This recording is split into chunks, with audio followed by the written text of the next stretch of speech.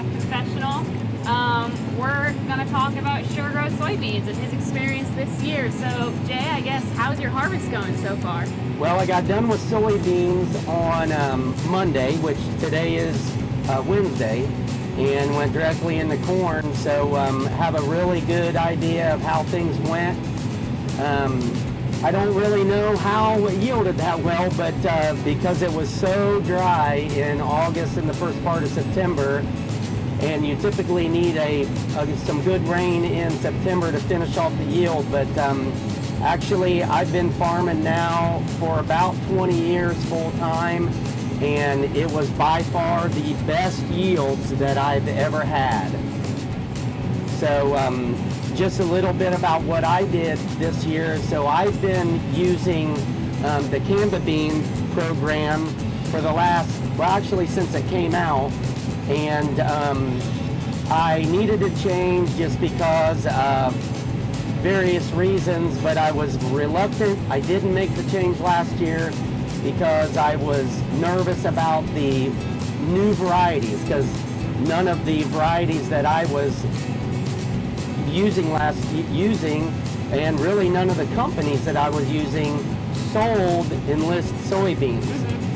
Keith Vollrath and Matt Harbage, who I have very good relationships with and trust them immensely on their recommendations, took me to lunch, and I told them of my reluctance to raise varieties like a Shur Grow because of how they, the bigger companies get their varieties first. Yep. And Matt primarily explained to me that he picks the varieties and that he would for sure vouch for their success, and that I have no reason to be apprehensive.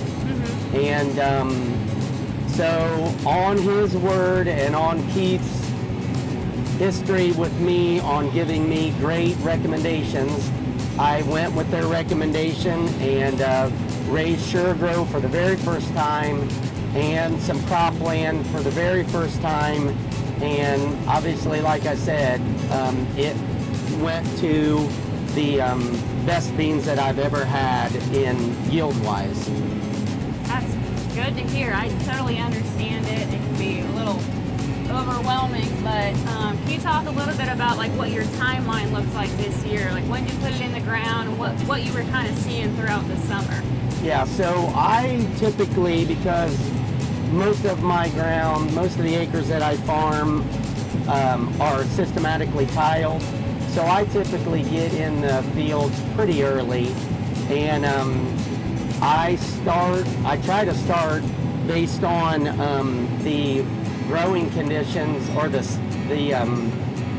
outside temperature. So I'm good with planting 1st of April, and I think we got rolling around the 8th or 9th of April, and we got planted.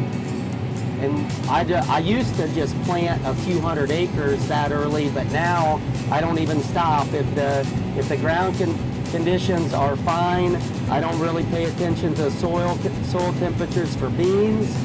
And we got most of our beans were planted in April. Oh wow! So throughout the summer, were you still a little apprehensive, or were you seeing good performance all the way through? I guess what was your kind of mindset the whole summer through? So early on, we had some pretty good growing conditions. We had really good stand establishment, and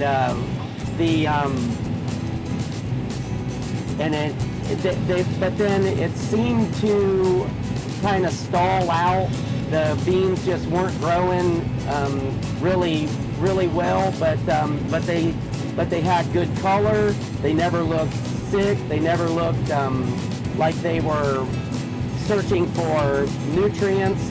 And so obviously the roots were really developing, and so then when we started getting a little bit more heat and some better growing conditions, they started going well. and looked really good.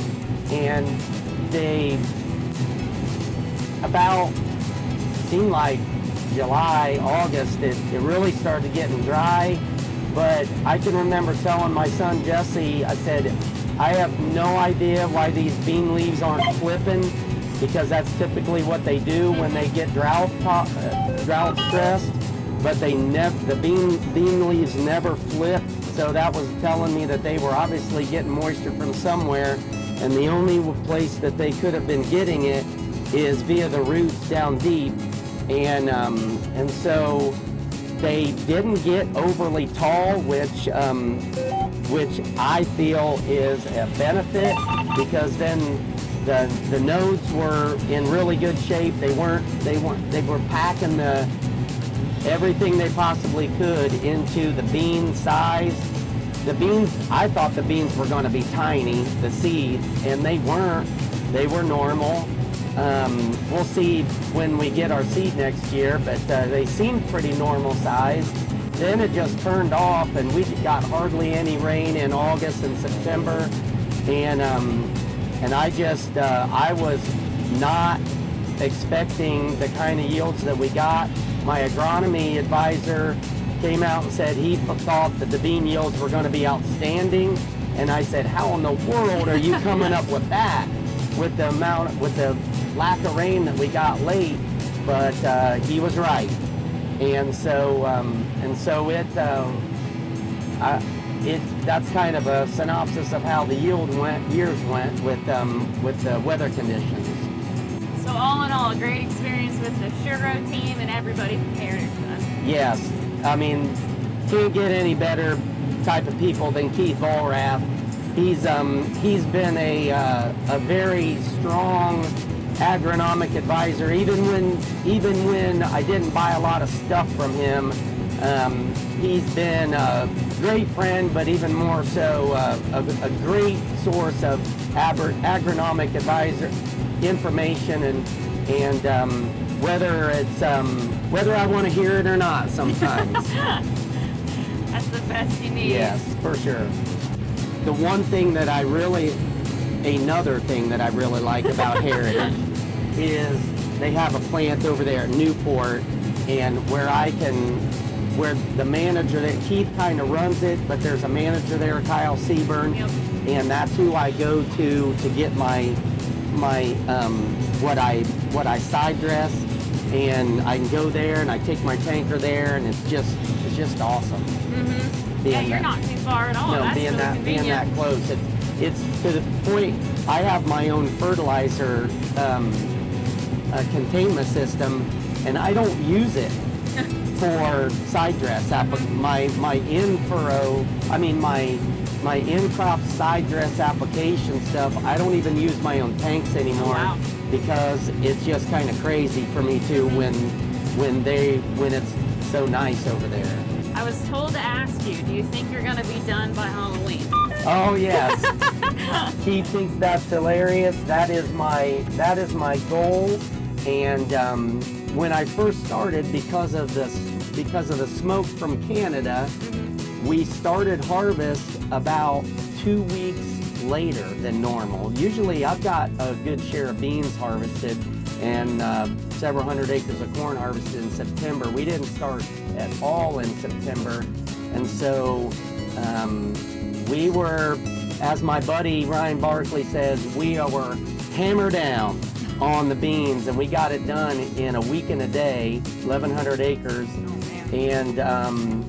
And so now, if I can average, I did the math, if I can average 50 to 75 acres of corn every day, I will still be in play to get done with harvest by Halloween.